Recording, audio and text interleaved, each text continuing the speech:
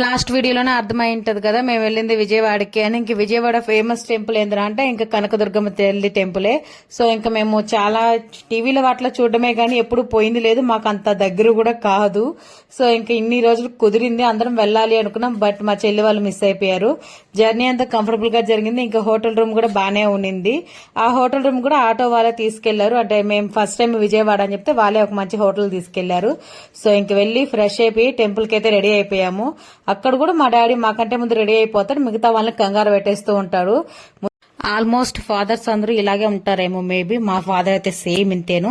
So ఇంకా మేమైతే steps ఎక్కి వెళ్ళాము. టెంపుల్ అంతా అయితే భలే ఉంది. అసలు అసలు నేనైతే ఎక్స్పెక్ట్ చేయలేదు. చాలా బాగా దర్శనం అయింది. ఎక్కడ ఏమి రష్ లేదు, ఎక్కడ అన్కంఫర్టబుల్ లేదు, చాలా ఫ్రీగా దర్శనం అయిపోయింది. అమ్మవారు అయితే నిజంగా చాలా కలగా ఉంది. అంతగా ఏం ఫొటోస్ వీడియోస్ అయితే షూట్ చేయలేదు. టెంపుల్లో లైట్ గా తీసుకున్నా. ఇంకా కామన్ ప్రసాదం ఎక్కడైనా పులిహోరే. సో ఇంక